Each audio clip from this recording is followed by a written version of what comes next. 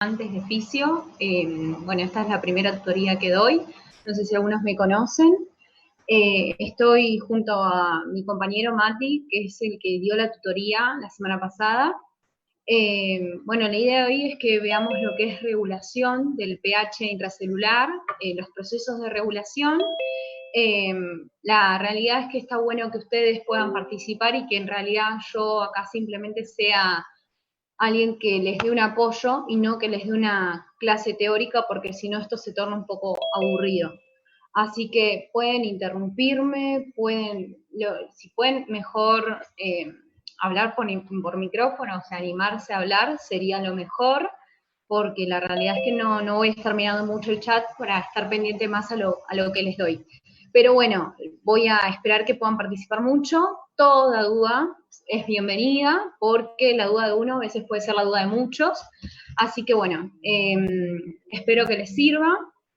Como les dije, cualquier duda me consultan y la idea es que esta clase obviamente va a ser grabada como las que vienen siendo grabadas. El Power lo vamos a subir después. Y bueno, cualquier cosa me pueden interrumpir y preguntar en el momento o cuando termine el Power, como ustedes prefieran. Y bueno, acá estamos, esto yo se los digo siempre, más allá de esto, acá estamos para consultas, para lo que necesiten. Así que bueno, vamos a proceder a compartir pantalla.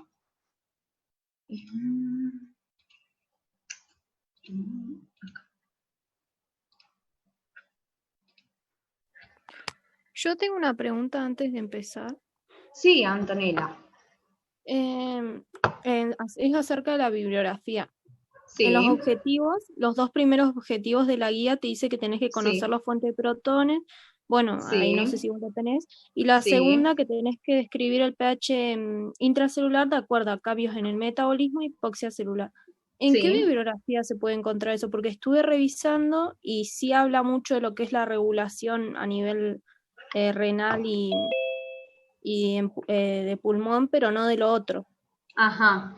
Mira, la verdad, si te tengo que ser honesta, no hubo un libro particular que usé.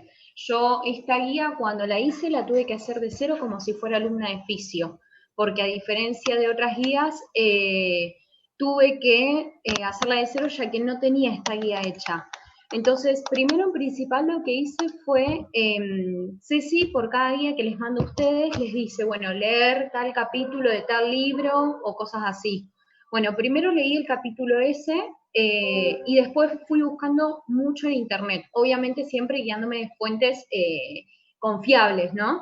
Pero si no también lo que son libros, libros como el Guyton, bueno, en mi caso el Guyton me gusta como libro, pero si no, libros como te decía, el Guyton es un libro que a mí realmente me ha ayudado, pero si no, otros así de fisio que les recomiendan a ustedes, pero la realidad es que a veces no hay una fuente o un libro que digas, bueno, yo sé que acá leo y busco, tenés que ir recopilando de todo un poco. Sin ir más lejos, yo al final del Power les puse la bibliografía que yo tuve que usar. De hecho, con este práctico yo tuve que volver al blanco, que era un libro que se usa en, no sé, pero yo en su momento lo usé en bioquímica, y realmente, además del blanco, tuve que acceder a páginas, y entre una de las páginas, que es las que yo les iba a recomendar, después se las voy a mostrar, es de donde saca Ceci muchas veces la información.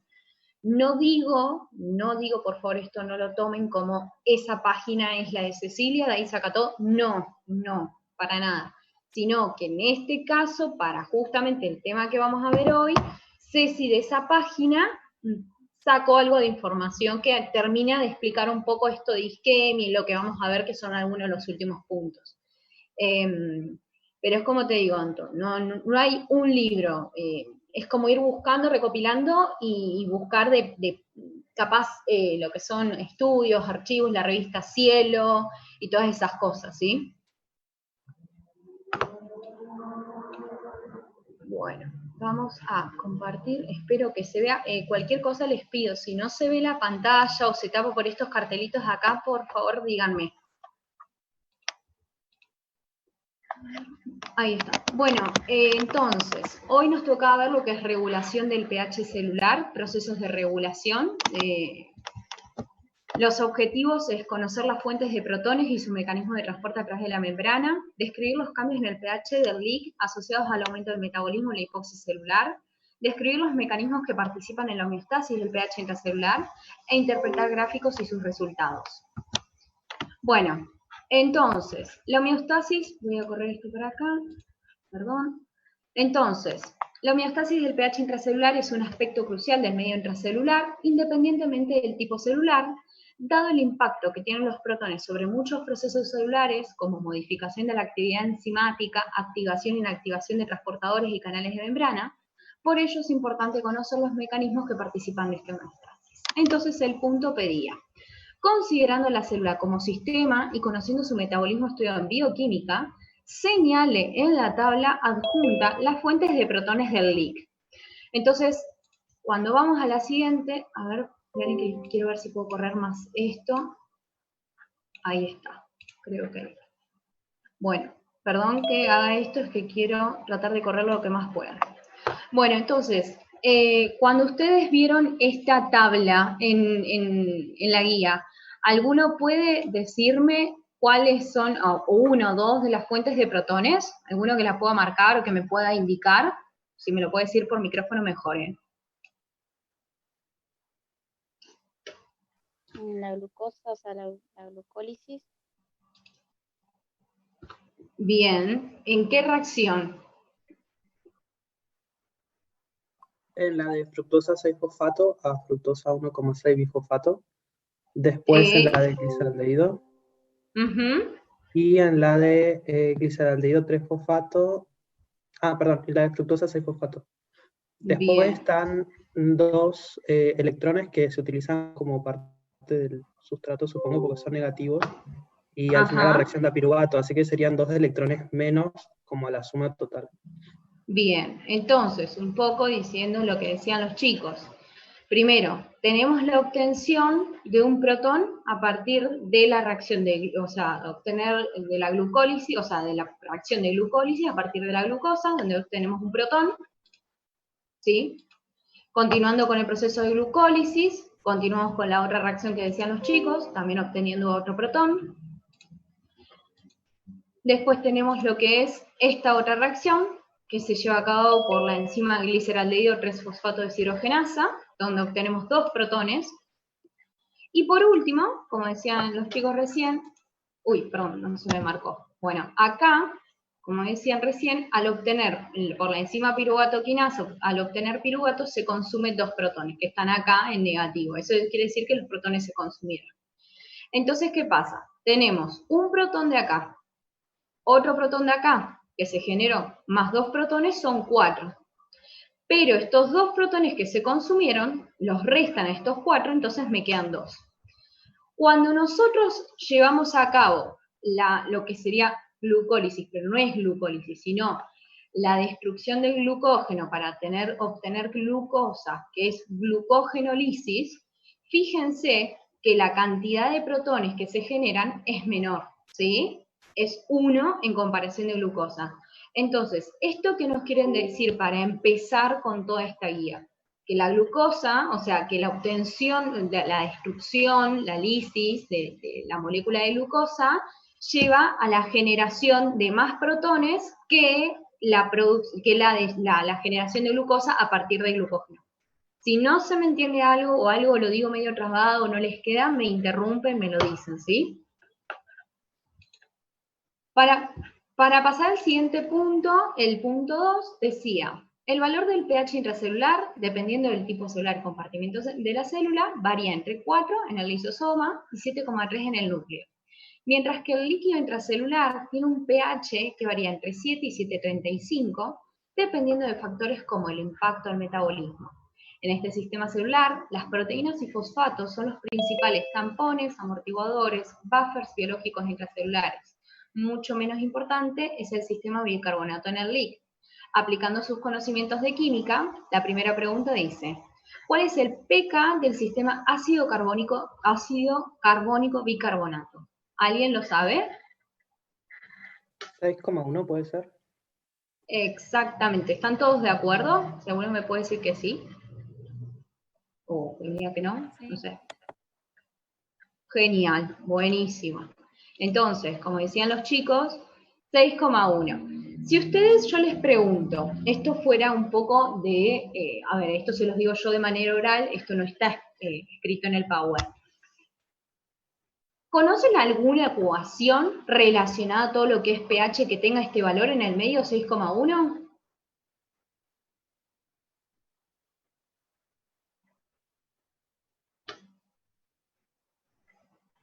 ¿Conocen lo que es la ecuación de Henderson-Hasselbalch? Sí. Bien, la ecuación de Henderson-Hasselbalch tiene 6,1. ¿Se acuerdan cómo es la fórmula de esa ecuación? Bueno, está constituida por este valor porque justamente fue constituida en base a este sistema amortiguador, ¿sí? Es simplemente un dato, pero para que vayan uniendo todo, porque la fisiología es así, van a ir uniendo cosas de guías y bueno, en este caso van a ver que es uno de los, o sea, es uno de los sistemas de buffer que más importa o que más determina para la regulación del pH, ¿sí? Con respecto al segundo punto, dice, correlacione los valores del pK de los distintos sistemas con la eficiencia del sistema amortiguador a nivel celular y la importancia fisiológica. Entonces nos mostraba estos sistemas buffers y nos mostraba su pK. Entonces, para volver un poco atrás y recordar lo que era el pK, bueno, en este caso capaz ustedes lo tienen más asegurado, más fuerte al término. Yo la realidad es que tuve que volver un poco a todo esto porque hace mucho no lo vi y no me acordaba. Entonces, lo que dice es, la constante de disociación ácida, K, la constante de acidez o constante de ionización ácida, es una medida de la fuerza de un ácido débil, que no se disocia completamente, y el pK es obtenido a partir de este valor, ¿sí? Entonces, ¿qué es lo que quiere decir? Que es una medida cuantitativa de la fuerza de un ácido. Cuando yo lo busqué, esto tuve que recurrir, lo busqué en el blanco, me da una definición, por así decir, que era, para un sistema de equilibrio químico a una temperatura determinada, existe una relación numérica constante entre los componentes independientemente de las concentraciones iniciales de la sustancia. Es decir, hay un ácido X que está compuesto por distintas sustancias, que no tienen relación entre una y otra, pero que esas componentes componen a ese ácido. Entonces, ¿qué es lo que decía? Es como una relación entre las concentraciones del ácido disociado y sin disociar. Entonces, para terminar de poder comprender este concepto, la otra definición que encontré fue la siguiente, o que nos termina de explicar cuando un pK es alto o qué quiere decir un pK bajo, es así. En los ácidos fuertes, el pK adquiere mayor valor dado que las concentraciones de sus componentes serán altas, es decir, los componentes al estar los componentes disociados son más que los componentes sin disociar, ¿sí? Entonces, eso hace, por ejemplo, cuando nosotros hablamos de, tal ácido tiene un pK alto, quiere decir que la gran mayoría de su componente está disociado y queda poco componente sin disociar. Por el contrario, si el valor del pK para un ácido es bajo, es decir, lo contrario a lo que venimos hablando, significa que un ácido es débil, es decir, se disocia poco y las concentraciones de lo disociado será poco, en cambio la concentración de lo que está asociado, lo que no se pudo disociar, es todo la inversa, ¿sí? Entonces, volviendo al punto anterior, el punto anterior decía, correlacione los valores de pK de los distintos sistemas con la eficiencia del sistema amortiguador y la importancia fisiológica. ¿Quién me puede explicar este punto? Después de lo que expliqué.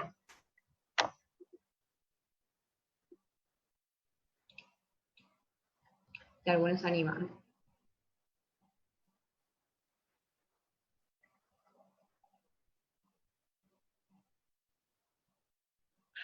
Bueno, lo que quiere decir es así. Este sistema amortiguador tiene un pK más alto en el sistema amortiguador por parte del fosfato, ¿sí? Este sistema amortiguador tiene un pK más alto que este, ¿sí? ¿Qué sucede? Esto indica que tiene la capacidad de disociarse de manera más fácil. ¿Para qué? Para, en caso de amortiguar, ¿qué? ¿Qué vamos a estar amortiguando? ¿O qué es lo que nosotros venimos hablando de todo esto? Amortiguar protones, ¿sí? Entonces, ¿qué es lo que nos indica este pK de 12,4 a diferencia de este pK de 6,8 o de 1,9? Que este amortiguador tiene la posibilidad de disociarse más fácilmente para ceder los protones o captar los protones. A diferencia de estos dos primeros, que también lo van a poder hacer, pero tienen menor posibilidad de disociarse sus componentes. Espero que haya quedado claro, si no, me interrumpen y me preguntan. Entonces, algo que les quise poner, esto es del libro que les dio Cecilia. Sí. Perdón. No, es que en el chat hicieron una pregunta que dice, ¿a mayor pK es mejor amortiguador? Claro, a mayor pK, exactamente, a mayor pK, ese ácido tiene la posibilidad de disociarse, ¿para qué? Para aceptar componentes. En este caso, ¿qué componente? Protones sería. Mientras tenga... Sí. ¿El pK no es mejor cuando está más cercano al pH fisiológico? Porque ahí vamos a tener como un 50% de protonado y un 50% de desprotonado. O sea que el mejor sería 3,8. Porque sí, en 12,4... obvio. No, yo no hablo de, a ver, capaz me expresé mal yo. Yo no hablo de mejor funcionamiento en la célula, sino hablo de el buffer como capacidad de aceptar o de donar, ¿sí? No hablo en funcionamiento de la célula y eso. Ahora estoy hablando del buffer solo. Ahora, con los puntos siguientes, sí vamos a poner al buffer en funcionamiento en la célula. El tema es así, volviendo, ¿para qué? Voy a correrme estos cartelitos para atrás, así lo pueden ver. Yo no hablo que este sea mejor a pH fisiológico, no, sino que hablo que este, en comparación de estos, va a tener una mayor posibilidad de disociarse, sus componentes se van a poder disociar de manera más efectiva para donar protones en caso de, por ejemplo, cuando hablamos de una situación de alcalosis, o para aceptar protones cuando estamos en una acidosis, ¿sí? Perfecto. Pero eso no quiere decir que en un pH fisiológico sea el que mejor funciona de los tres. No, esto lo hablaba como sus componentes tienen la capacidad de desunirse o unirse más rápido. Eso solo. Capaz que este buffer se puede desunir más rápido y es más eficiente que estos dos, ¿sí? Eso simplemente es. Pero es un poco capaz, acá lo que se intenta es retomar un poco el concepto del pKa y cuál era la funcionalidad, por qué nos importaba a nosotros saberlo, ¿sí? Es más que todo eso, por qué se pregunta. Entonces, espero que haya quedado claro, si no, nuevamente me interrumpen, no hay drama. Entonces, Cecilia, en el capítulo que recomendó para leer para esta guía, empezó ya, nos mandó un capítulo para leer, y en una parte del capítulo, no sé si lo leyeron, hay una parte que está este dibujo de estas células, donde se evidencia la misma célula expuesta a la acidosis metabólica y expuesta a la alcalosis metabólica, dos situaciones totalmente contrapuestas. Entonces, para hacerlo rápido, esto es como un poco para que empiecen a ver el funcionamiento normal de los buffers. ¿Por qué? Porque ahora vamos a entrar a ver cómo funciona la célula, pero en ejercicio intenso. Entonces, antes de pasar a todo eso, quiero cerrar, por así decir, esta parte. Entonces, nosotros tenemos una célula, ¿sí? Se le coloca o se le introduce una inyección de ácido clorhídrico. Ante la colocación del ácido clorhídrico, aumenta la concentración de protones intracelular. ¿Esto qué hace? Hace que el pH intracelular disminuya, favoreciendo lo que es el desarrollo de una acidosis metabólica intracelular, ¿sí? Por un lado, estos protones, ¿qué van a hacer? Van a inhibir a este contratransportador de clorobicarbonato. ¿Para qué? Para que el bicarbonato, que es una base, se quede en el interior de la célula y contrarreste la acidosis generada por los protones. Por otro lado, los protones, ¿qué van a hacer? Van a favorecer o van a permitir que estos transportadores, por un lado este cotransportador de sodio bicarbonato y este contratransportador de sodio protón, se mantengan activos. ¿Para qué? Para que por un lado el sodio que ingresa junto al bicarbonato ingresen y el bicarbonato junto a la anhidrasa carbónica tenga el mismo efecto que este bicarbonato. Ayudar a que no se lleve tan a cabo la acidez o neutralizar un poco más el pH. Y por otro lado, todos los protones que están concentrándose van a tratar de salir por este contratransporte. Si pasamos a la situación contraria, al hacer una inyección, por así decir, de bases, como es el hidróxido de potasio, ¿qué sucede? Al colocarse, fíjense que por un lado se favorece, a diferencia del otro, quiero correr esto para que puedan verlo, perdón. Fíjense que el hidróxido favorece este contratransportador, es decir, hace lo inverso a esto, favoreciendo este contratransportador. ¿Para qué? Porque justamente acá hay un aumento del pH, es decir, se desarrolla una alcalosis intracelular. Entonces los buffers, ¿qué empiezan a hacer los transportadores? Empiezan a sacar el bicarbonato para favorecer que ese pH no aumente tanto. Y por otro lado, inhiben el cotransportador que permite el ingreso de bicarbonato, justamente por lo mismo, para evitar de que no aumente aún más la alcalosis o no aumente aún más el pH, e inhiben la salida del protón. ¿Para qué? Para que el protón se mantenga dentro y favorezca ayude a neutralizar el pH intracelular. Esto es un poco la explicación de lo que sucede normalmente en una célula, ¿sí? En una célula común y corriente. Estos son algunos ejemplos de canales. Antes de pasar al siguiente punto, lo que sí les quiero recomendar es que parece una pavada, pero tengan en cuenta estos mecanismos porque son cosas que se aprenden en el primer parcial y se preguntan siempre. Siempre es de acá hasta el cuarto parcial. Y son mecanismos que ustedes tienen que saberlos, ¿sí? Porque se los pueden preguntar, se los digo porque yo mis compañeros lo vemos en los finales y es algo que por lo general en el parcial se pregunta, para que lo tengan en cuenta. ¿Te puedo hacer una pregunta? Sí, obvio. En la diapositiva anterior. Sí. En el caso de la alcalosis metabólica, sí. Que el ácido lo que dice ahí es que inhibe la salida de protones. Ajá. ¿Pero no tendría que favorecer la salida? No, porque justamente, ¿qué es lo que sucede? Vos acá, vos pensás que el hidróxido es una base. La base lo que hace es favorecer el aumento del pH intracelular. Cuando hablamos de un aumento es que empieza a aumentar de 5, 6, 7, 8. ¿Eso qué implica? Que en el interior de la célula, en vez de haber un pH neutro, vamos a tener un pH alcalino.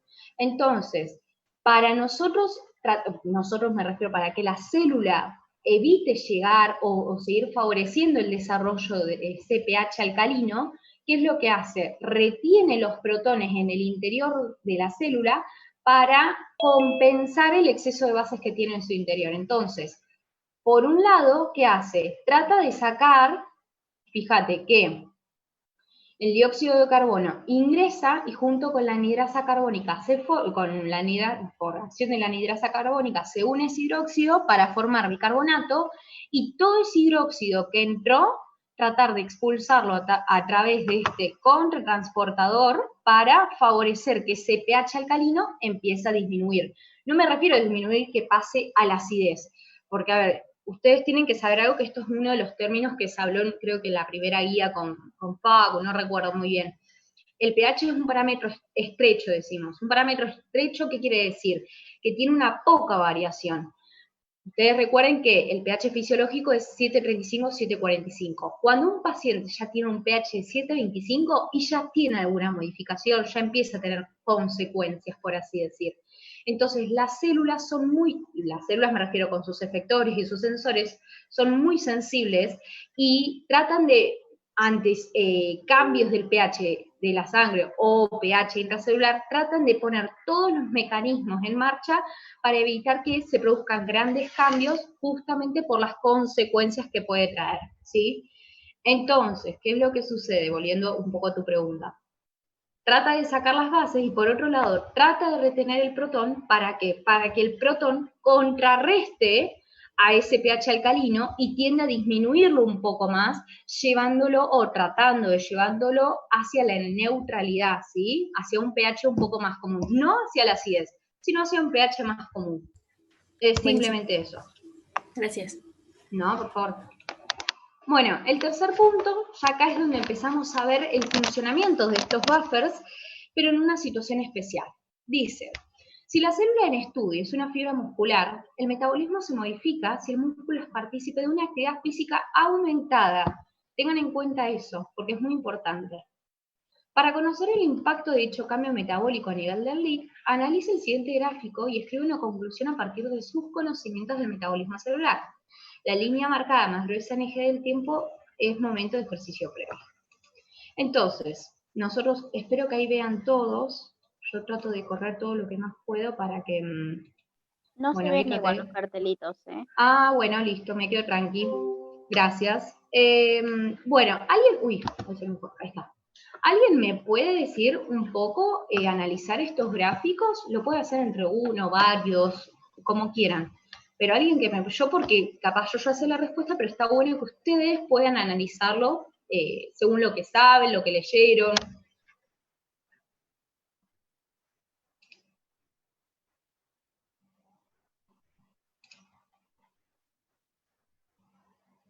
¿Nadie? Lo que se puede ver es que en el músculo, a medida que aumenta el tiempo, en un determinado tiempo, hay un pico tanto de protones como de lactato por el mismo metabolismo que realiza ese músculo en actividad física. Y después, en un determinado tiempo, ya las concentraciones empiezan a disminuir. Bien, bien. ¿Y eso sabés por qué puede ser? ¿A qué lo atribuís? ¿Por qué qué relación puede tener uno y otro? Puede ser Belén o cualquiera, ¿eh? Y acá nadie se equivoca. Acá todo se puede pensar, todo puede ser posible. Es fisiología y la fisiología no tiene errores. Todo puede pasar.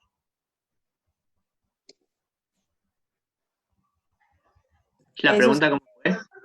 Se puede deber a que hay mayor, o sea, hay una actividad física intensa, entonces hay mayor concentración de lactato y de protones. Y eso se debe igualmente a que tienen un transportador común y bueno, eso.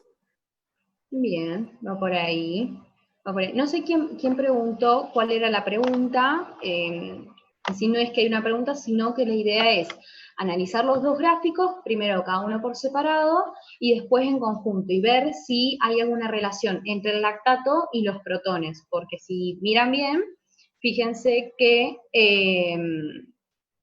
las curvas que se grafican son muy similares, ¿sí? Fíjense que la línea, tanto del lactato como del protón, desde que inicia hasta que finaliza el ejercicio, fíjense que es muy similar, y luego cuando decaen las dos son bastante similares. Entonces, capaz alguno me puede explicar por qué eso.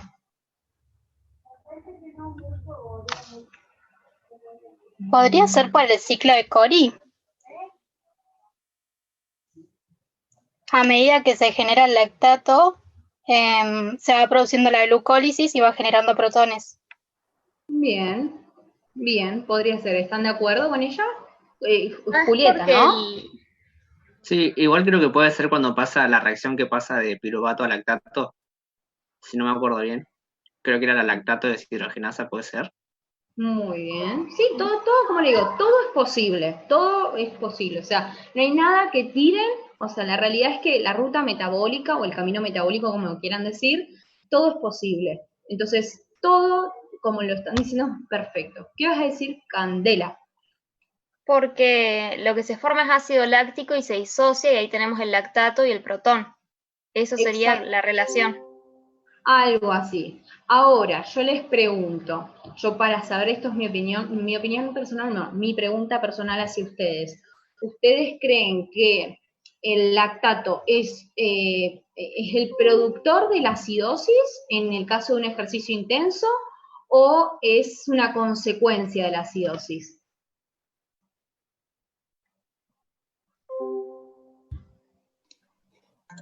Por ahí es como una consecuencia, pero también contribuye a esa acidosis. Ajá. ¿Quién habló? Perdón, la otra persona que habló porque no la tengo acá. Yo había hablado, pero no, iba a decir lo mismo también. De que puede ser también que por el ejercicio intenso también se produzca mucho lactato como una forma de, de oxidar las coenzimas y así poder generando más energía. Muy bien, muy bien. Bueno, la realidad es que va por ahí todo lo que plantearon está perfecto. Yo realmente, no voy a negar, me costó hacer mucho este práctico. Hacía mucho no hacía un práctico de fisio y la verdad que cuando lo pude entender fue como un boom para mi cabeza, pero sí, es por ahí el tema. Ahora lo vamos a ver todo. Pero simplemente esto que les quería decir, está perfecto la interpretación que pudieron hacer del gráfico. Un detalle, un consejo, esto fuera de la actividad, es siempre que analicen un gráfico, esto se los digo porque Cecilia y Celina son muy insistentes con esto, y para que ustedes lo puedan saber, cuando hagan un análisis de un gráfico, siempre empiecen explicando qué tipo de gráfico es, que en este caso es un eje de coordenadas, explicando qué variable hay en el eje Y, que es la variable dependiente, y qué variable hay en el eje X, que es la variable independiente. Y dichas variables en qué unidades están expresas, ¿sí? Y luego explican más o menos, traten ustedes primero de interpretar qué es lo que sucede y después tratan de explicarlo. Les digo porque son detalles que suman al momento de explicar un gráfico. Entonces, dice, algunos autores aportan una visión posiblemente distinta a tu conclusión. Cada vez que se rompe un ATP, ADP y fosfato, un protón es liberado. Por ello, los protones no provienen solo del ácido láctico en la contracción intensa. Cuando la demanda de ATP de la contracción muscular es satisfecha por la respiración mitocondrial, no hay ninguna acumulación de protones en la célula, ya que los protones generados son usados por la mitocondria para la fosforilación oxidativa y mantener el gradiente de protones en el espacio intermembrana, y no hay producción de ácido láctico. Ahora, cuando la intensidad del ejercicio se incrementa, que es la situación que nosotros tenemos en nuestro práctico, y hay una mayor regeneración de ATP por parte de la glucólisis y el sistema fosfágeno, fuentes no mitocondriales, por encima de la cadena respiratoria que no utiliza los protones, aumentan tanto los protones provenientes de la ruptura del ATP como la producción del ácido láctico. ¿Está de acuerdo con esta hipótesis? ¿Alguno que me pueda decir algo con respecto a eso? ¿Algo distinto? ¿Que quiera agregar algo? ¿Que quiera decirme no, yo no estoy de acuerdo? ¿O que me diga si yo estoy de acuerdo y por qué? ¿Algo?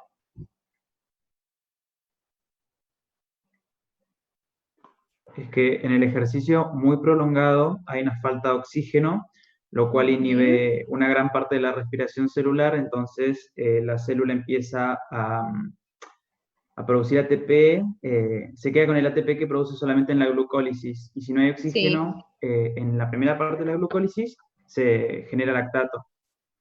Muy bien. ¿Alguien está de acuerdo con el compañero o está en desacuerdo o quiere agregar algo?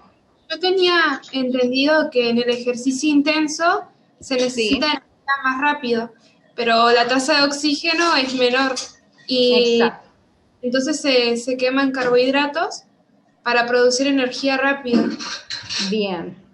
Bueno, ahora es a donde vamos a pasar a la parte engorrosa. Ahora es donde vamos a pasar a la parte, no sé si difícil, pero donde puede que tomen más apuntes, como puede que les parezca más aburrido. Cualquier duda me pregunta. ¿Por qué? Porque antes de, bueno, primero, quiero recordarles esto.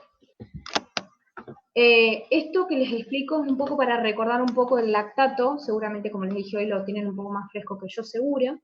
Ustedes recuerden que esto que hablaban un poco ustedes, cuando se produce el lactato es una de las fuentes para producir glucólisis a partir del proceso de lo que llamamos o conocemos como gluconeogénesis, ¿sí? Para ello, ¿qué es lo que sucede? En el ejercicio, en el músculo, precisamente, se lleva a cabo la glucólisis, ¿sí? La glucólisis se convierte de glucosa a piruvato y de piruvato pasa al lactato. El lactato atraviesa todos los epitelios, las barreras, llega a sangre y es transportado hacia lo que es el hígado. En el hígado sufre el proceso de metabolización a piruvato y de piruvato pasamos a la glucosa a partir del proceso, como decíamos recién, de gluconeogénesis. ¿Por qué debe pasar esto? O sea, ¿por qué el lactato debe sí o sí reconvertirse a piruvato? Porque el lactato como sí solo es como un metabolito muerto, ¿sí? Que necesita ser metabolizado para sacar algún provecho de él. Porque si no, no es beneficioso para nuestro organismo. Es por ello que sí o sí debe ser reconvertido o metabolizado a piruvato para poder sacarle algún provecho fruto. Todo ello, ¿cómo se lleva a cabo? Por la reacción que está a cabo, o sea, que es llevada a cabo por la enzima lactato deshidrogenasa. Entonces, nosotros normalmente, ¿qué es lo que vemos? El piruvato pasa a lactato a partir de la lactato deshidrogenasa. Para eso, ¿qué vemos? Que el NADH más, yo le digo NADH más H, pero es el NAD protón más protón. ¿Qué hace? Cede sus protones, ¿sí? Para que el piruvato se convierta en lactato. Es decir, y acá empieza todo el sistema y todo a mezclarse. Entonces, si necesitan frenarme, por favor, frenenme.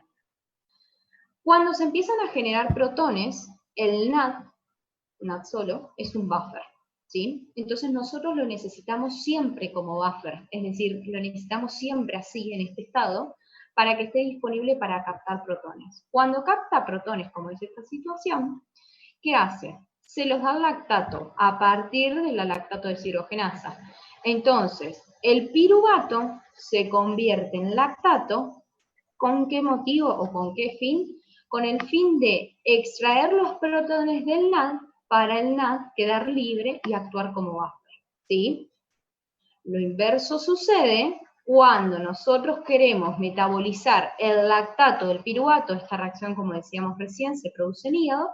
Cuando el lactato pasa a piruvato, ¿qué sucede? El lactato libera esos dos protones al medio, se los da al buffer NAD, o como le quieran decir, amortiguador, es lo mismo. Este los capta y el lactato inmediatamente pasa a piruvato, ¿sí? Entonces, para esto se los di un poco a forma de recordar e ir haciendo la conexión entre fisio y bioquímica, ¿sí?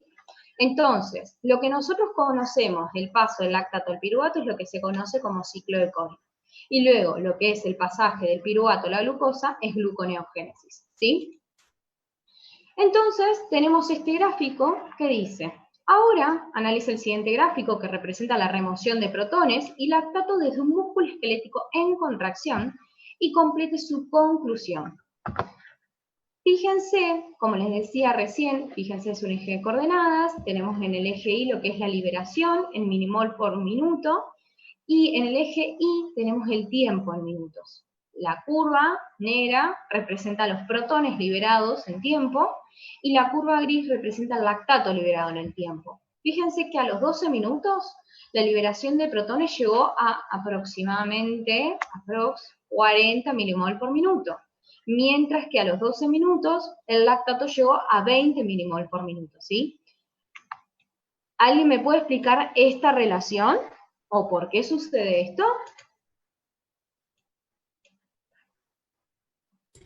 ¿Puede tener que ver con que en la reacción de lactato a piruvato se utilizan dos protones, creo que era?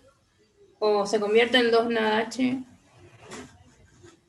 Sí. Entonces se utilizan más protones, digamos, para...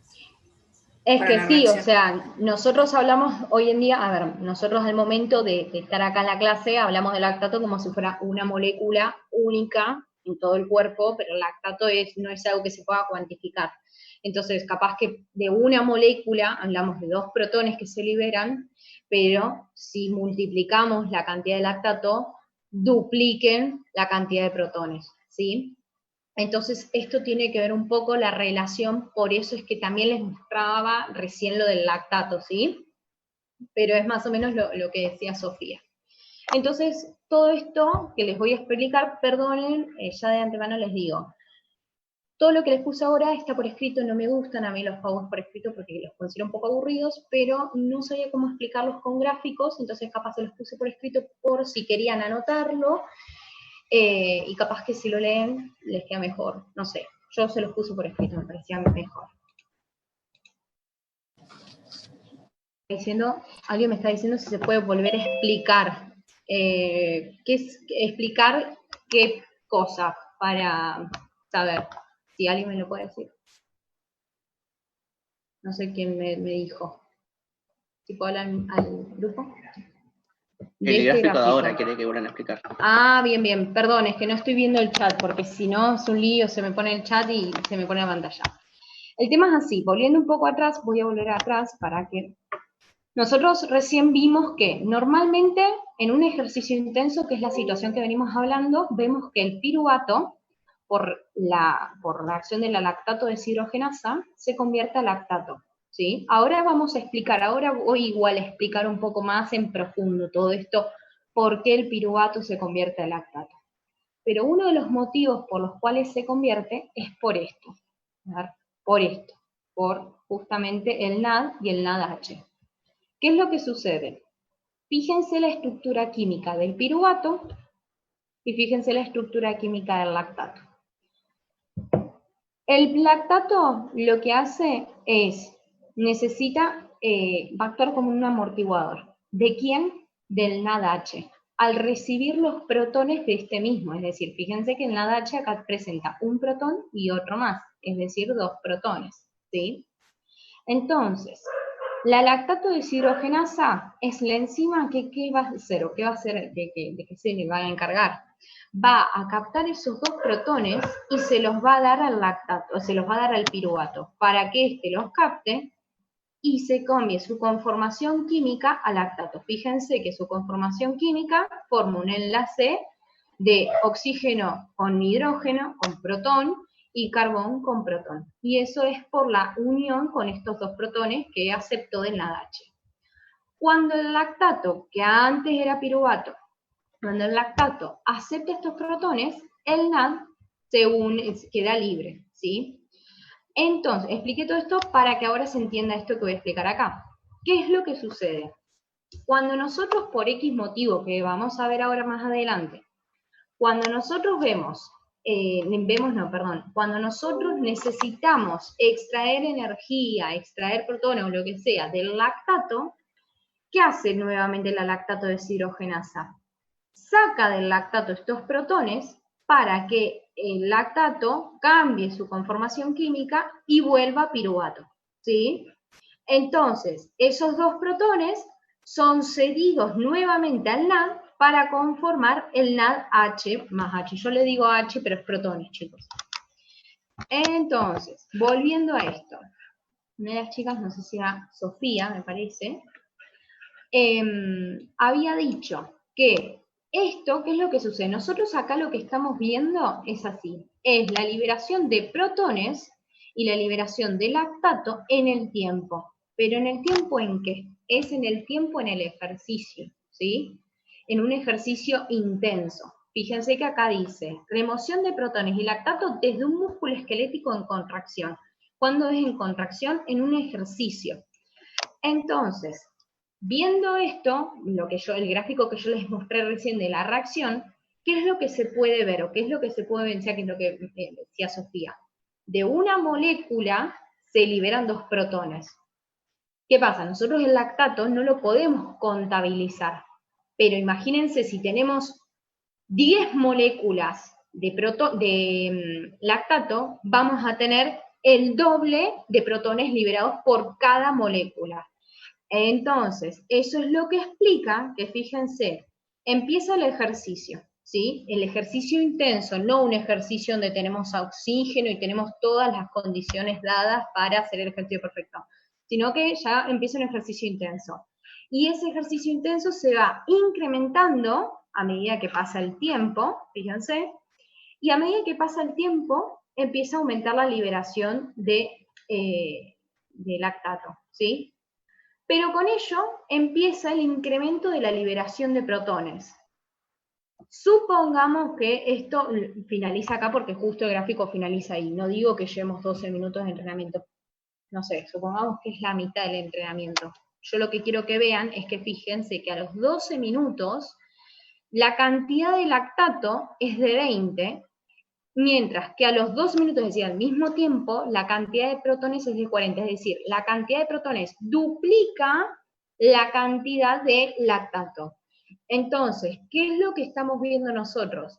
Que en este caso que hablamos de una contracción en un músculo esquelético en un ejercicio intenso, ese lactato está siendo utilizado para remover los protones y la cantidad que libera por 2. Entonces eso se podría interpretar como que contribuye a una acidez, pero no es tan así, ¿sí?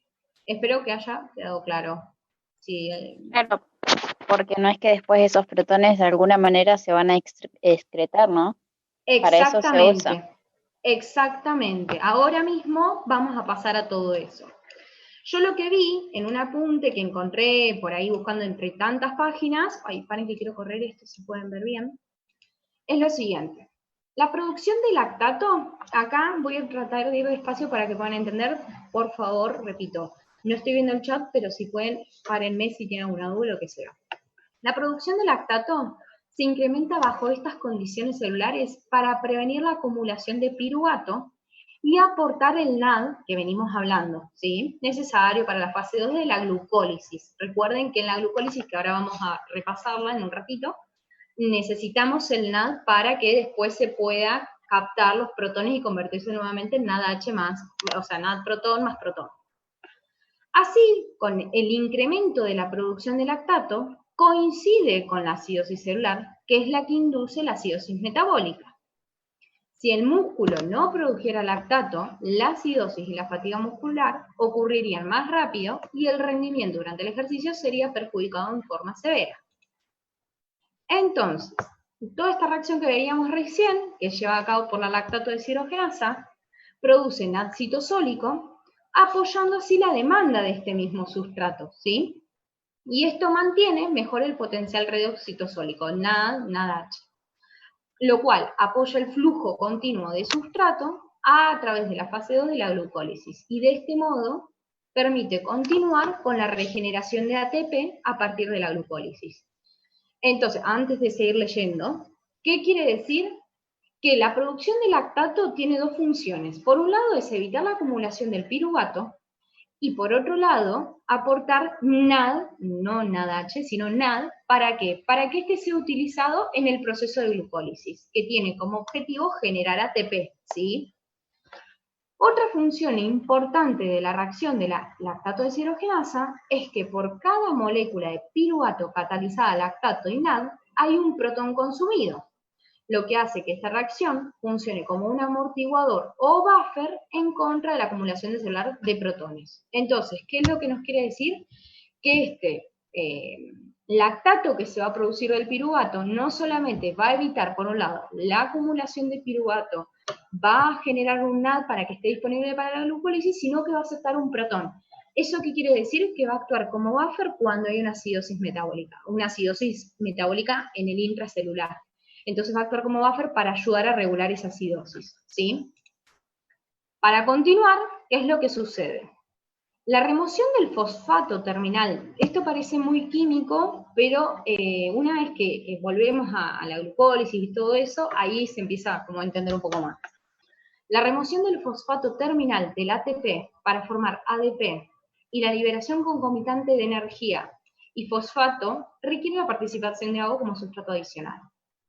El fosfato, producido en la reacción de la ATPasa, tiene el potencial para amortiguar el protón libre que es liberado.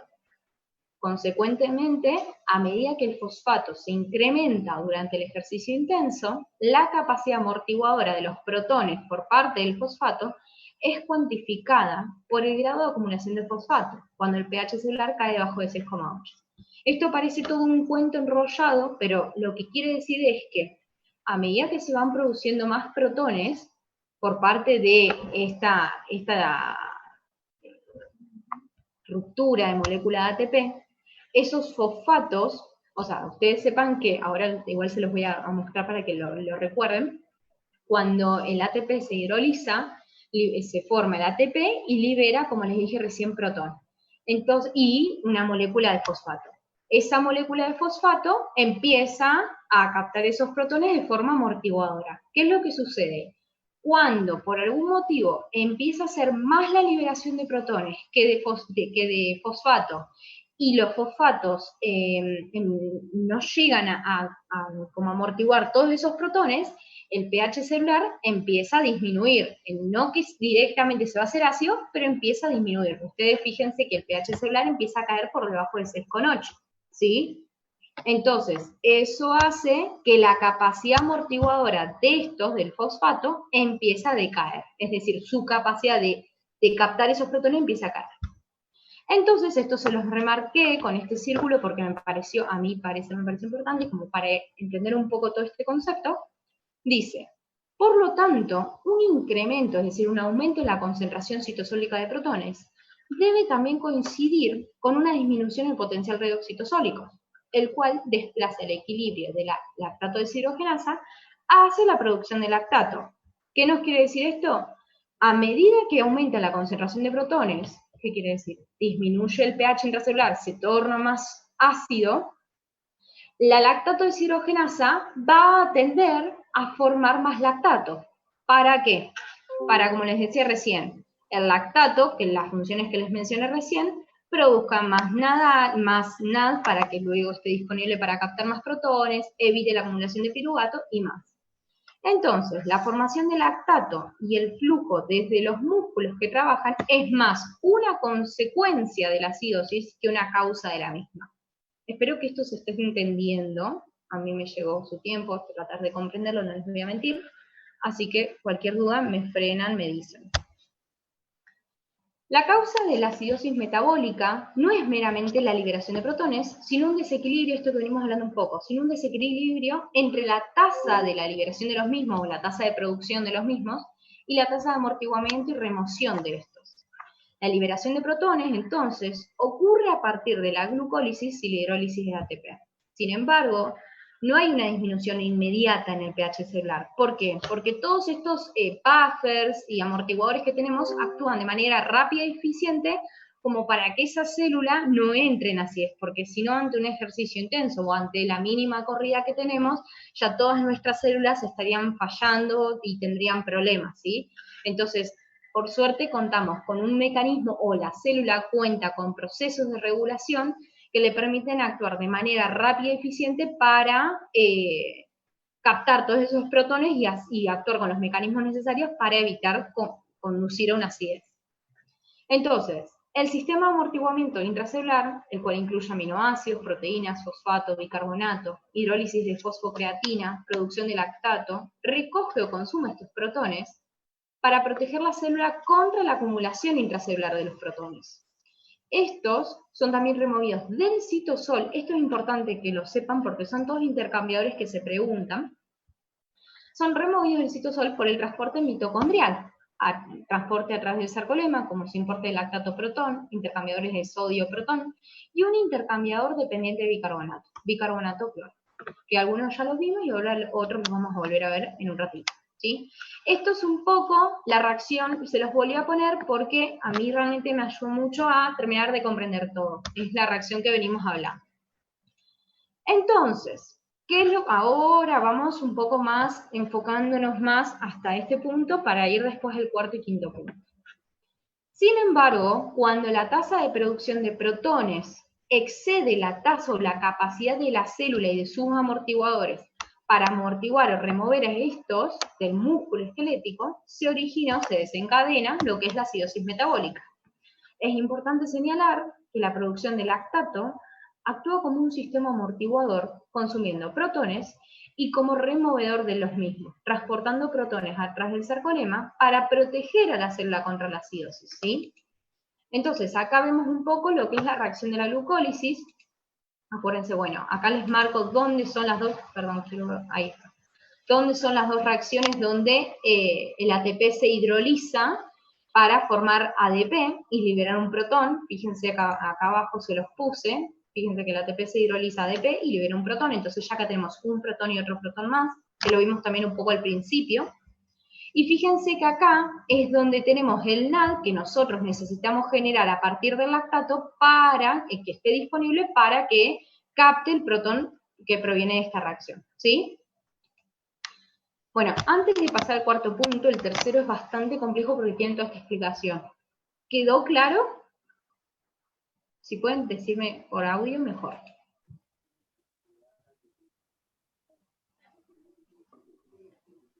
Bueno, creo que sí. Entonces. Genial, buenísimo. Sí, se reentendió. Buenísimo, me alegro. Bueno, pasando al cuarto punto, ya no queda mucho, les prometo, pero es que me gusta que les quede, cosa que cualquier duda me puedan hacer. El cuarto punto dice, la célula muscular como sistema presenta proteínas de membrana que participan como sensores y efectores del control del pH intracelular.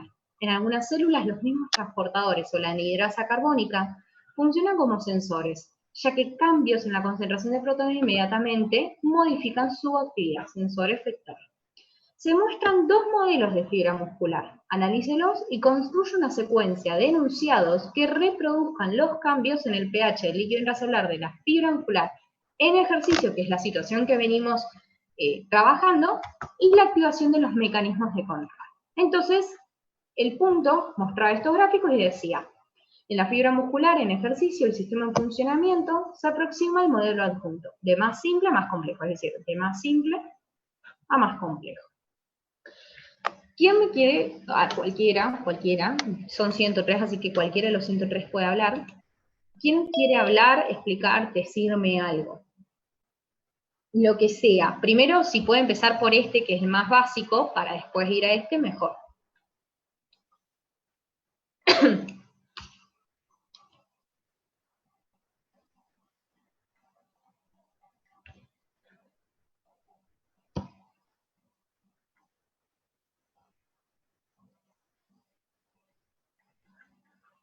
Bueno, el tema es así. Esto es una célula muscular, ¿sí? Entonces, a simple vista, nosotros lo que tenemos es un protón que se une con el bicarbonato y por acción de la anhidrasa carbónica forma agua y dióxido de carbono, ¿sí?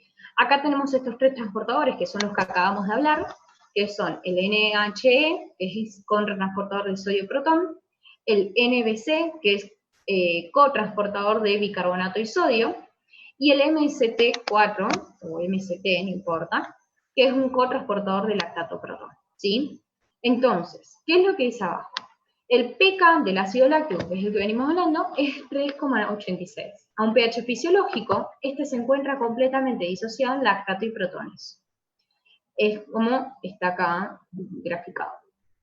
El mecanismo de transporte a través de la membrana del lactato es un transportador de monocarboxilatos, el MST. Transporte facilitado de una molécula de lactato, que puede ser también acetato, piruvato y butirato, y un protón. Y su actividad está influenciada por el pH intracelular en forma inversamente proporcional, llegando a invertirse. ¿Qué quiere decir esto?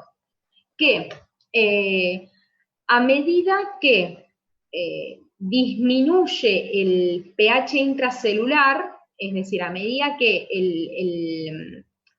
el pH se vuelve más, el medio intracelular se vuelve más ácido, este aumenta su actividad. ¿Para qué? Para sacar todos esos protones y el lactato de la célula. Por el contrario, si estamos en un medio básico o en un pH intracelular alcalino, va a suceder todo lo contrario. Ese mecanismo, ese transportador, va a tender a captar los protones y el lactato para favorecer no la acidez, pero sí neutralizar el pH, que es lo que venimos hablando.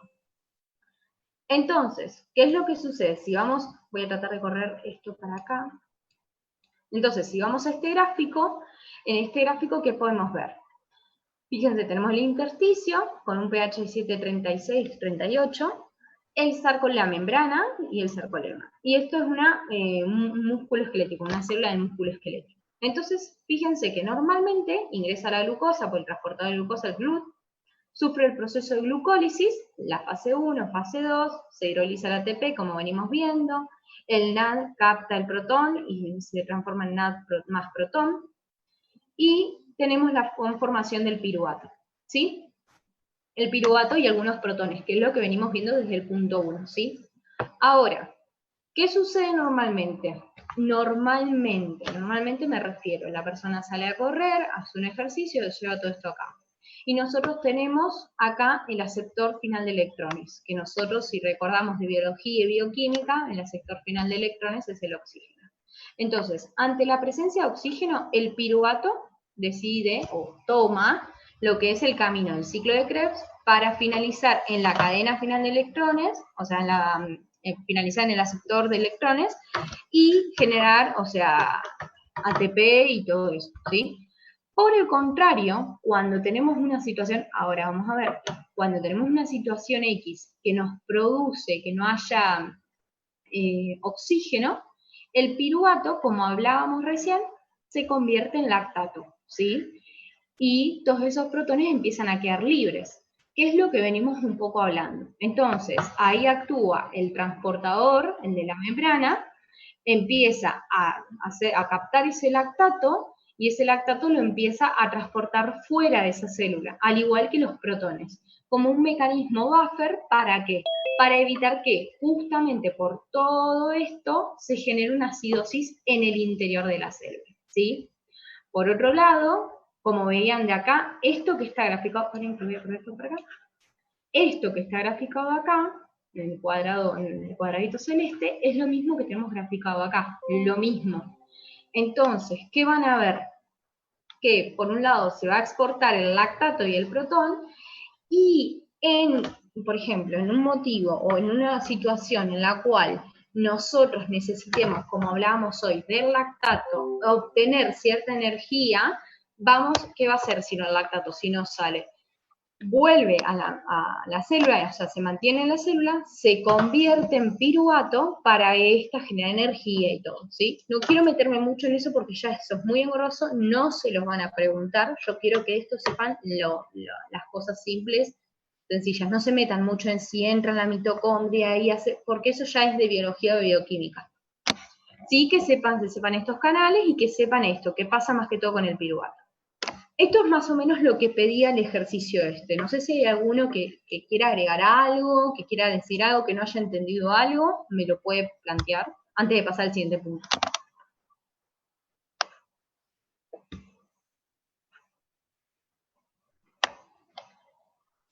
Yo quiero preguntar, sí.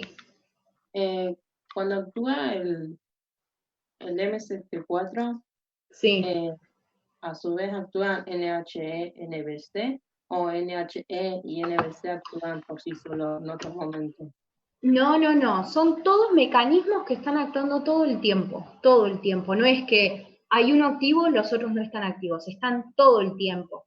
¿Qué es lo que sucede con el MST únicamente? Que ante una situación como es la que estamos hablando ahora, que es un ejercicio intenso, su actividad se incrementa. ¿Por qué? Porque tiene que capaz o extraer más protones y más lactato de la célula, o por el contrario, como hablábamos recién, si la célula está en una situación alcalina, tiene que meter más. ¿Qué pasa? En este caso, como nosotros estamos hablando de una situación de acidez, por la generación de los protones, por todo lo que venimos hablando, los tres mecanismos o los tres canales van a estar funcionando, pero el canal MST, su actividad va a estar incrementada, pero los tres funcionan siempre al mismo tiempo.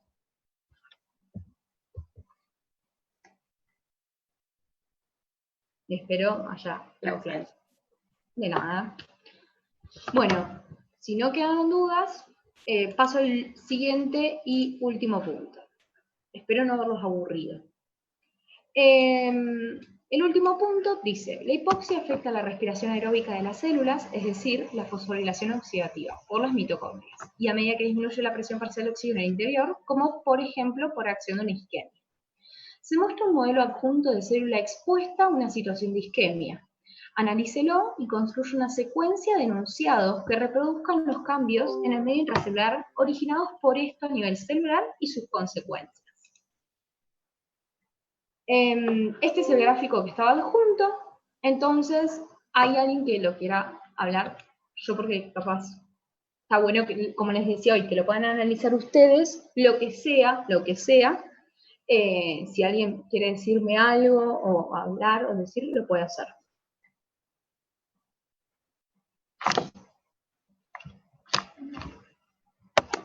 ¿Hay alguno que les costó? ¿Hay alguno que le pareció más fácil? ¿Lo supieron interpretar? ¿No? ¿Sí? ¿Algo?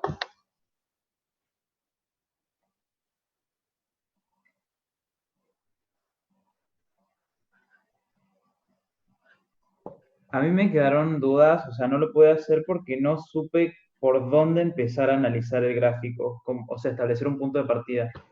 Bueno, muy bien, está buenísimo que aclares eso, porque eso es muy importante. Ahora lo voy a explicar bien. Antes, capaz de explicarlo, quiero ver si alguien más lo puede explicar, o quiere hacer alguna otra aportación, o duda, o lo que sea, porque está bueno, sí, en la explicación que les doy, también les aclaro estas dudas. A ver, así que si alguien tiene alguna otra duda más o algo, dígame, del gráfico este hoy.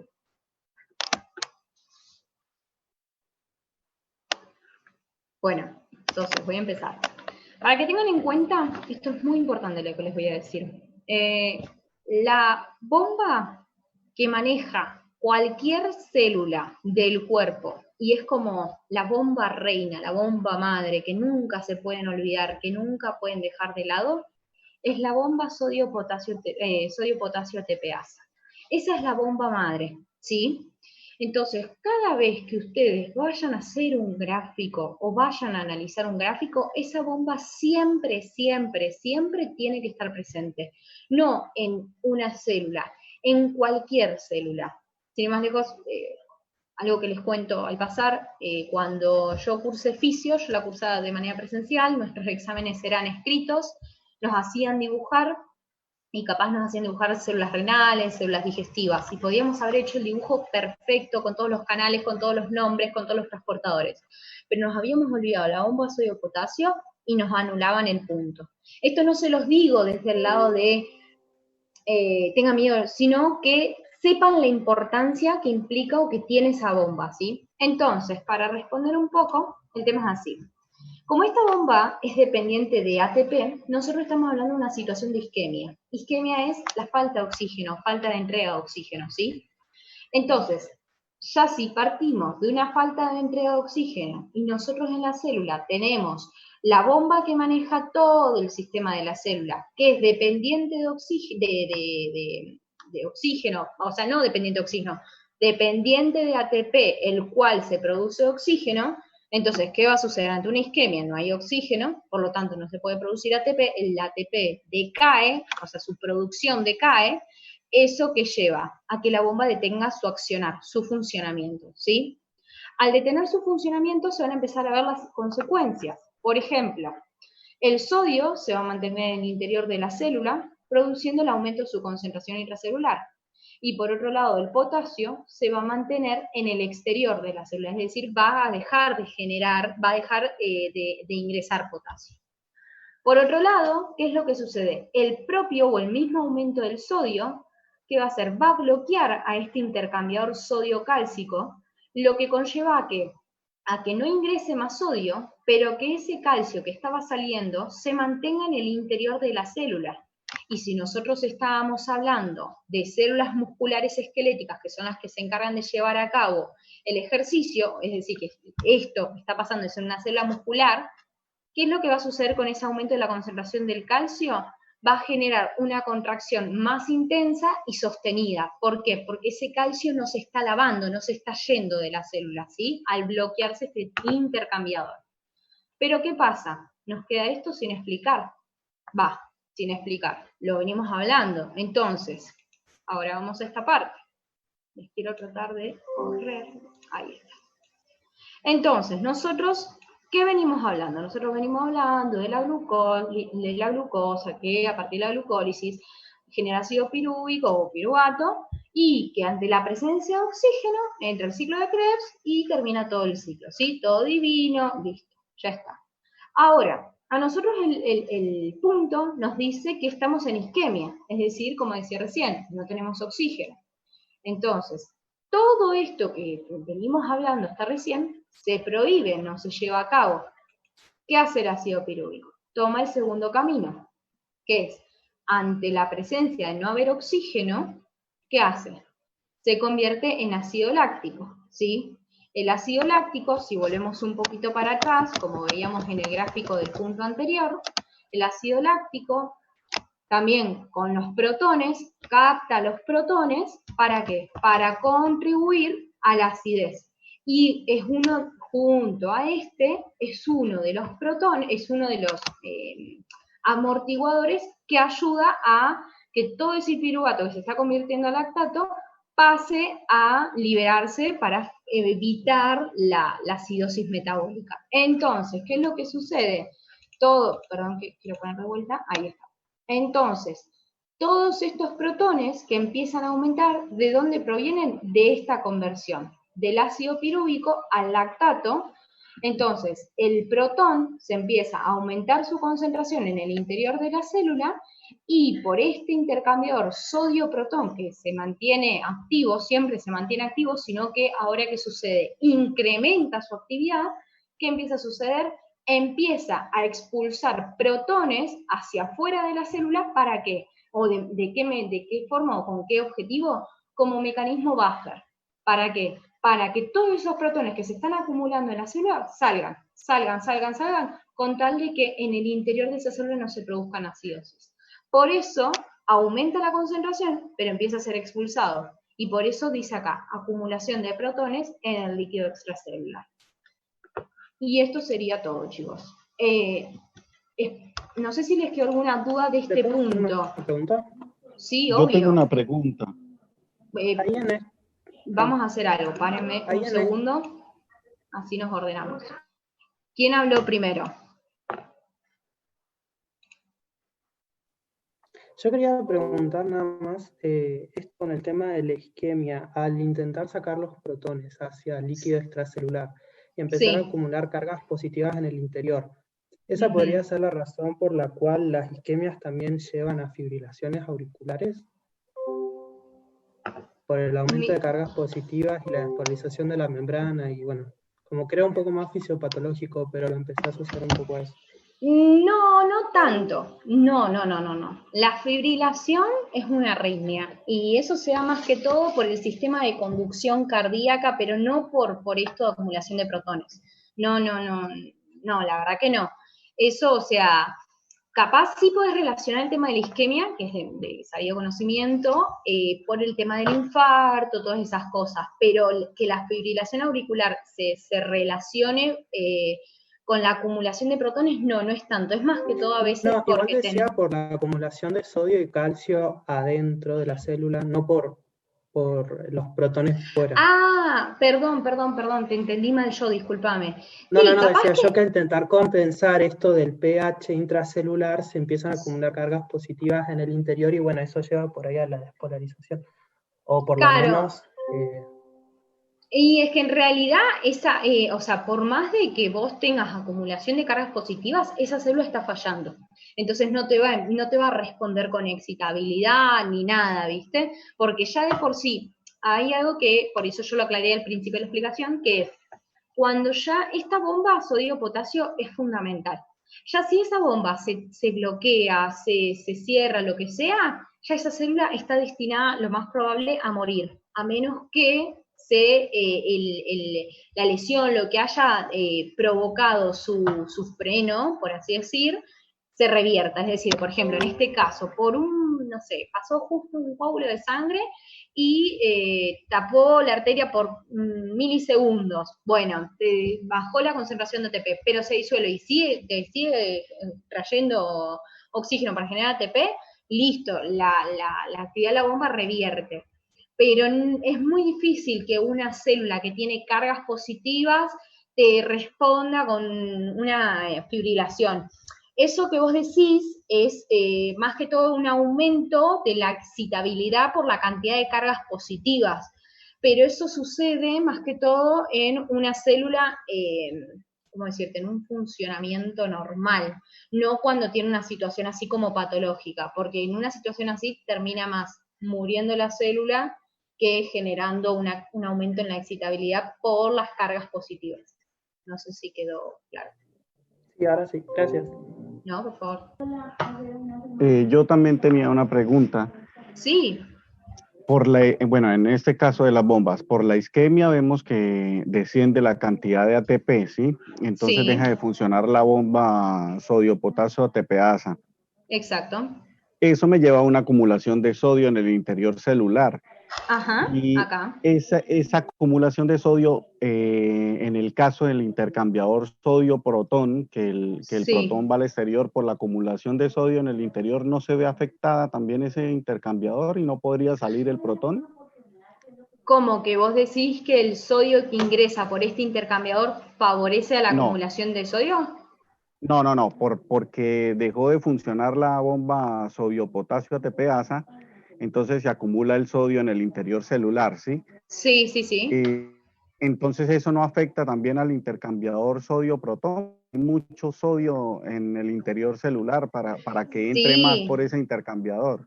Sí, obvio que también termina alterando. No, obviamente que trae consecuencias. A ver, la realidad es que es lo que yo recién le explicaba a Francisco, creo. Cuando la bomba sodio-potasio deja de funcionar, lo más probable es que todas las bombas van a empezar a caer. A caer me refiero es a fallar. No es que automáticamente falla la bomba sodio-potasio, fallan todas. No, es un mecanismo progresivo y sucesivo. Entonces, en un principio, vos vas a ver que esa célula va a intentar compensar haciendo esto, bloquear este intercambiador, y este intercambiador va a tratar de seguir compensando con la salida de protones. Pero el ingreso de sodio y que aumente el sodio intracelular es totalmente perjudicial para la célula, y eso trae un montón de consecuencias en el posterior de la célula que favorece la muerte. O sea, es más, ahí inclusive podés empezar a hablar de todo lo que ustedes vieron en el laboratorio, el tema de qué pasa con una célula cuando su concentración de sodio en el interior celular es alta, qué pasa con el agua, o sea, tiene un montón de consecuencias, y ahí es justamente donde está como el secreto de la fisiología, que terminás correlacionando todo con todo. Capaz que acá no se ve, porque acá es enfocarse en qué pasa en una situación de isquemia, ¿viste? Pero sí, obviamente que es perjudicial para la célula. Capaz, como te digo, en un principio no lo es, y lo que intenta apuntar el ejercicio es, bueno, en un principio se te bloquea la bomba. Ya de por sí que se bloquee la bomba sodio-potasio, y es muy indicador de que eso va a terminar, esa célula va a terminar fallando y va a terminar muriendo, o algo va a terminar pasando, ¿sí? Pero en un principio los mecanismos van a tratar de compensar esa acidosis de cualquier manera. Pero bueno, espero que haya quedado claro. Sí. Perdón, te consulto, ¿sabes que se me cortó un poco? Y me quedé con la misma pregunta que recién hizo este chico. O sea, en el caso de que hay una disminución de la bomba de sodio y potasio, ahí está la concentración de sodio, también tenemos concentración de los protones, pero es como que, o sea, la que se ve ahí en azul, esa bombita, es como que de alguna manera va a funcionar para lograr sacar protones al líquido intracelular. Como para nivelar las concentraciones del líquido intracelular sería. Exacto, lo va a hacer, pero lo va a tratar de hacer en el tiempo que pueda, hasta que en un momento la célula, esto capaz, yo no hago tanto hincapié porque esto es como muy específico, pero ahí empiezan las especies reactivas de oxígeno y todos los mecanismos que terminan produciendo la lisis celular. Por eso yo capaz no me metí tanto en eso, porque no es algo que ahora tenga que aprender, o que tenga que recordar, porque eso ya es el proceso de muerte celular. Pero o sea, en un principio el intercambiador sodio-protón va a tratar de compensar esta acidez, porque él en un principio lo que intenta compensar es este protón que se está acumulando. ¿Por qué? Porque no hay oxígeno. Entonces, al no haber oxígeno, el protón se empieza a acumular. ¿De qué? Que es resultado de la conversión del piruvato al lactato. Se empieza a acumular el protón, entonces el intercambiador lo sensa esa concentración elevada de protones, y empieza a sacar, sin medir las consecuencias de que en el interior celular allá hay sodio. Entonces, saca protones con el objetivo de evitar la progresión o evitar que esa célula entre en acidosis, pero sin medir la consecuencia del ingreso de sodio. Entonces, por un lado, ¿qué es lo que sucede? Por un lado, es como que trata de compensar, pero por el otro se está descompensando aún más. ¿Pero por qué se está descompensando? Porque ya tenés la falla principal, que es esta bomba.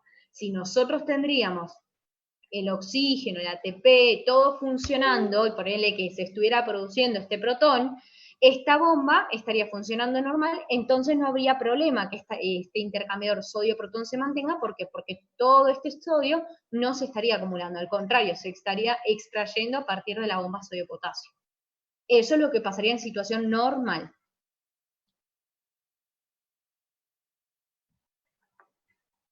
No sé si quedó claro.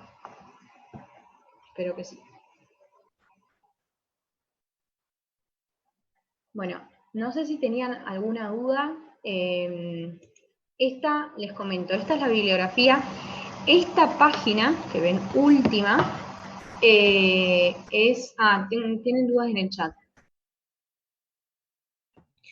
Bien, acá Antonella pregunta si deberían ver la regulación a nivel renal y pulmonar, o eso lo ven más adelante. No, eso se ve más adelante. En realidad, esto es, todo lo que ven ahora es regulación de las cosas, pero dentro de la célula. Primero entender la base como célula, o sea, la célula y cómo regula las cosas de su interior y cómo se regula con el medio externo. Una vez que se ven las cosas así como generales de la célula, van a empezar a ver sistemas, van a ver renal, van a ver pulmón, y una vez que ven eso, ahí hay una tutoría, no sé, por ahora no nos han dicho nosotros, pero hay una tutoría que es pH, pH fisiológico, no pH de la célula, sino el pH en sí. Entonces ahí se va a hablar un poco más de lo que es el pH y la regulación desde pulmón, la regulación desde renal y todo eso. Capaz hoy en día, hoy con esto, la idea fue ver más los buffers de la propia célula en sí. Independientemente si es renal, si es pulmonar, si es cardíaca, justo acá por la situación que se planteó en el ejercicio era de músculo esquelético, pero después eso lo van a ver más adelante. Y lo otro que les decía, es que esta página que ven acá, esta última, es de donde saqué toda la información principalmente de la explicación del lactato, el NAD y todo eso. Les digo, por si quieren ingresar, la verdad que es una página que realmente me resultó confiable, me resultó buena. Y bueno, eso es todo. Espero que les haya servido. Cualquier duda me pueden escribir, no estuve viendo el chat porque quería estar atenta a la presentación para que puedan verla y explicarles todo. Y bueno, cualquier cosa, como les dije, me pueden escribir y listo. Espero que haya quedado claro y que les haya servido. Y bueno, mañana vamos a estar subiendo la clase, calculo. Así que bueno, si no queda ninguna duda, nos estamos viendo y bueno, mucha suerte, chicos.